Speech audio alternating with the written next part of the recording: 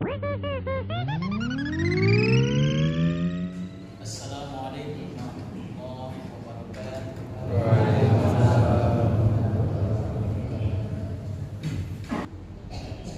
Innal hamdalillah nahmaduhu wa nasta'inuhu wa nastaghfiruh wa na'udzu billahi min shururi anfusina wa min sayyiati a'malina.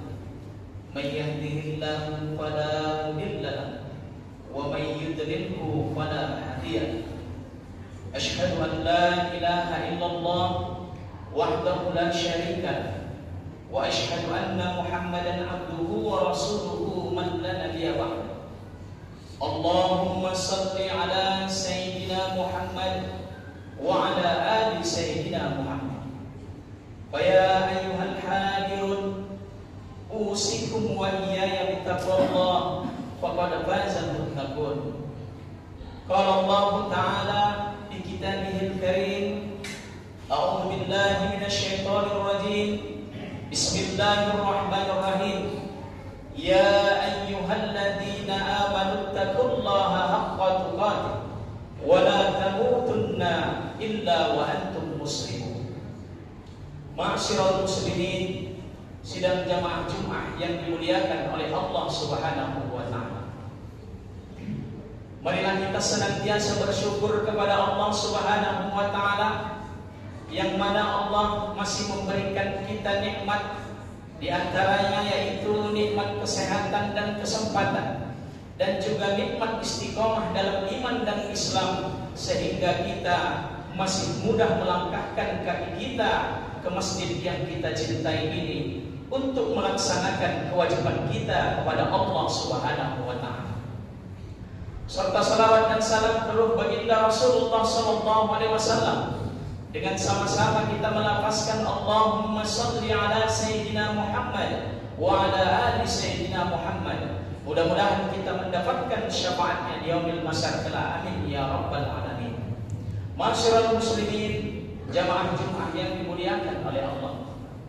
Sebelum khatib menyampaikan isi khutbah, terlebih dahulu khatib tak bosan-bosannya menyampaikan wasiat kepada kita semua yang berhadir di masjid ini, terkhususnya kepada diri khatib sendiri. Marilah kita senantiasa meningkatkan kualitas iman dan takwa kita kepada Allah Subhanahu wa taala. Sebab iman dan takwa ini senada dengan tujuan hidup kita diutus oleh Allah Subhanahu wa taala ke muka bumi, yaitu untuk beribadah kepada Allah Subhanahu wa taala. Yang mana dengan ibadah itu kepada Allah Subhanahu wa taala diharapkan kita menjadi orang-orang yang bertakwa kepada Allah Subhanahu wa taala. Juga takwa merupakan salah satu bekal yang paling baik bagi kita untuk mengarungi kehidupan di dunia ini, terlebih-lebih untuk mengarungi kehidupan di akhirat nanti. Fatazawwadu fa inna khairaz zadi taqwa, kata Allah. Berbekallah kalian karena sebaik-baik bekal adalah takwa kepada Allah Subhanahu wa taala. Ketika kita bertakwa kepada Allah Subhanahu wa taala, ketika kita hidup di dunia, maka Allah akan memberikan kita jalan keluar dari setiap masalah yang kita hadapi. Bukan hanya itu, Allah tentunya akan memberikan rezeki kepada kita, bahkan dari jalan yang tak pernah kita duga sama sekali. Sebagaimana hal ini telah disampaikan oleh Allah Subhanahu wa taala dalam Al-Qur'an. A'udzubillahi minasyaitonir rajim. Bismillahirrahmanirrahim. Wa may yattaqillaha yaj'al lahu makhrajan wa yarzuqhu min haitsu la yahtasib. Barang siapa yang bertakwa kepada Allah Subhanahu wa taala, maka Allah akan memberikan baginya jalan keluar dan memberinya rezeki dari arah yang tidak pernah dia sangka. Ma'asyiral muslimin, jamaah Jumat yang dimuliakan oleh Allah Subhanahu wa taala. Orang yang bertakwa artinya dia adalah orang yang menjalankan segala perintah Allah dan meninggalkan segala apa yang dilarang oleh Allah Subhanahu wa taala. Dia mengerjakan apa yang diperintahkan oleh Allah, karena memang semua yang diperintahkan oleh Allah itu memberikan manfaat yang besar baginya. memberikan manfaat ketika di dunia, dan tentunya juga memberikan manfaat ketika di akhirat nanti. Karena pada hakikatnya adalah hidup di dunia ini, tugas kita hanyalah untuk berbekal, mencari bekal sebanyak-banyaknya, mencari bekal sebaik-baiknya. Karena pada hakikatnya kehidupan yang abadi adalah di akhirat nanti. Nah, kesempatan di dunia ini marilah kita manfaatkan untuk senantiasa beribadah kepada Allah Subhanahu wa Ta'ala. Jadilah Islam, jadilah Muslim yang taat kepada Allah. Jangan hanya sekedar menjadi orang Muslim. Kalau kata orang bilang ada yang namanya istilah Islam KTP, statusnya Islam tapi tak mau melaksanakan ibadah-ibadah kepada Allah Subhanahu wa Ta'ala. Padahal Allah sendiri mengatakan dalam Al-Quran, udkhulu bis-silmi kaffah, masuklah kamu ke dalam Islam secara menyeluruh. Artinya adalah ketika kau menjadi seorang Muslim, maka jadilah Muslim yang baik, jadilah Muslim yang taat kepada Allah, jadilah Muslim yang baik kepada orang lain. Jaga silaturahmimu kepada tetanggamu, jaga hubungan baikmu dengan keluargamu, berbuat baik kepada istri, kepada anak-anakmu, dan juga kepada kedua orang tuamu. Itulah Muslim yang baik. Juga jaga hubunganmu kepada Allah Subhanahu wa Ta'ala. Dan juga tinggalkan segala perbuatan maksiat kepada Allah Subhanahu wa Ta'ala. Karena tentunya perbuatan maksiat itu akan membawa kebinasaan kepada kita. Sekilas memang perbuatan maksiat itu tampak indah, tapi di dalamnya sesungguhnya perbuatan maksiat itu menghancurkan kita baik di dunia maupun di akhirat. Masyarul muslimin, jamaah Jumat yang dimuliakan oleh Allah Subhanahu wa Ta'ala. Dampak perbuatan maksiat kita kepada Allah, yang pertama, kita terhalang untuk mendapatkan ilmu pengetahuan. Ilmu itu adalah cahaya. Maka ketika seseorang bermaksiat kepada Allah, berarti ia mematikan cahaya dalam dirinya. Sebagaimana seorang ulama besar, Imam Ghazali mengatakan, al-ilmu nur, an-nuru la yuridu ila maksiyah. Ilmu itu adalah cahaya, maka cahaya itu tidak akan mau kepada orang yang suka bermaksiat kepada Allah Subhanahu wa Ta'ala.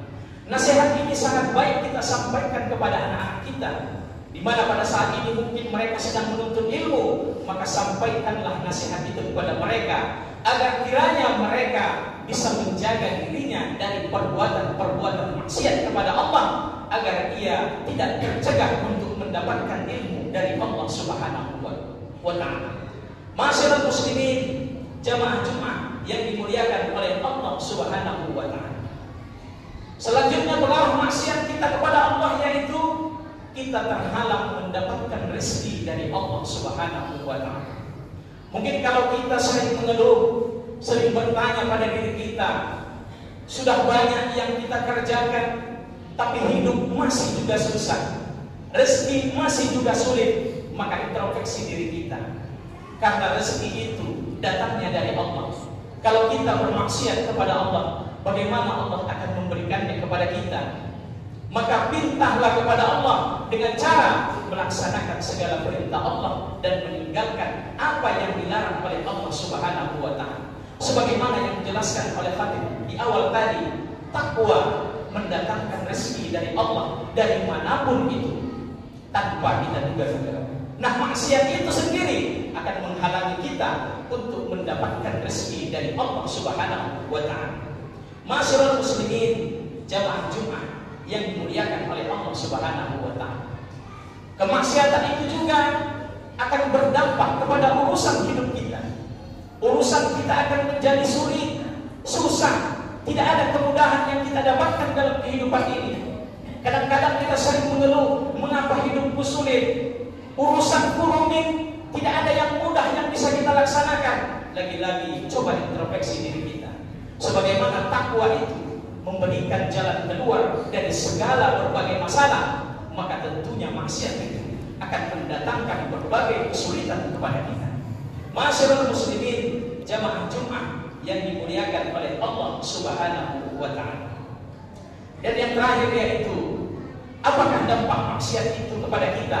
Tentunya kesengsaraan yang akan didapatkan oleh orang yang senantiasa berbuat maksiat kepada Allah di akhirat nanti, yaitu dia akan dimasukkan ke dalam neraka jahanam oleh Allah Subhanahu wa Ta'ala. Maka dari itu jamaah yang dimuliakan oleh Allah, mari kita jaga iman dan takwa kita kepada Allah. Kita laksanakan segala perintah Allah, kita jauhi segala larangan-larangan Allah, kita jauhi perbuatan maksiat kepada Allah. Dalam kitab Minhajul Abidin, Imam Ghazali menyebutkan maksiat itu ada 3. Yang pertama, maksiat karena meninggalkan kewajiban kepada Allah Subhanahu wa Ta'ala. Dia meninggalkan ibadah sholat, dia meninggalkan puasa, zakat, dan ibadah-ibadah yang lainnya. Yang kedua, yaitu dia mengerjakan apa yang dilarang oleh Allah. Minum-minuman khamar, bermain judi, berzina, membunuh, dan lain sebagainya. Dan yang ketiga yaitu maksiat kita kepada orang lain, yaitu perbuatan kita kepada orang lain, seperti mencuri, mengambil hak orang yang bukan miliknya, menyakiti hati orang lain, berkata-kata yang buruk kepada orang lain, menghina, mencaci, dan lain sebagainya. Itulah bagian-bagian dari perbuatan maksiat. Kita hindari semua itu agar kiranya Allah Subhanahu wa Ta'ala ridho kepada kita dan kelak Allah memasukkan kita ke dalam surganya. Amin ya rabbal alamin.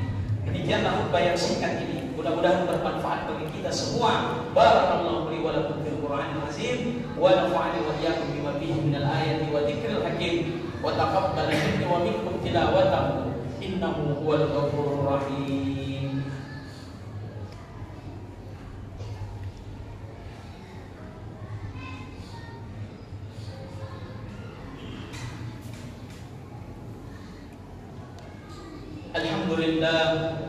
Alhamdulillah rabbil alamin, iyyahu na'budu wa iyyahu nasta'in, asyhadu an la ilaha illallah wahdahu la syarika lah, wa asyhadu anna Muhammadan abduhu wa rasuluhu man la nabiyya ba'dahu. Allahumma shalli ala sayyidina Muhammad wa ala ali sayyidina Muhammad. Fa ya ayyuhal hadirun, usikum wa iyaya bittaqwallahi faqad fazal muttaqun. Qala Allah Ta'ala, inna Allah wa malaikatahu yusalluna 'alan nabi ya ayyuhalladzina amanu sallu 'alaihi wa sallimu taslima. Allahumma shalli 'ala sayyidina Muhammad wa 'ala alihi wa ashabihi wa dhurriyyatihi wa azwajihi ajma'in. Wa radallahu 'ala arba'atil khulafa'ir rasyidin sayyidina Abu Bakar wa Umar wa Utsman wa Ali wa 'ala baqiyatis sahabati والتابعين والتابعين التابعين ومن تبعهم بإحسان إلى يوم الدين وعلينا معهم برحمتك يا أرحم الراحمين. اللهم اغفر للمسلمين والمسلمات والمؤمنين والمؤمنات الأحياء منهم والأموات إنك على كل شيء قدير. اللهم ارزقنا بالعلم وزينا بالعلم واكرمنا بالتقوى وجملنا بالعافية. اللهم انصر إخواننا المسلمين المجاهدين في فلسطين وفي أين كل مكان يا الله يا رحمن يا رحيم يا مجيب السائلين. ربنا آتنا في الدنيا حسنة وفي الآخرة حسنة وقنا عذاب النار والحمد لله رب العالمين. عباد الله إن الله يأمركم بالعدل والإحسان وإيتاء ذي القربى وينهى عن الفحشاء والمنكر والبغي يعظكم لعلكم تذكرون.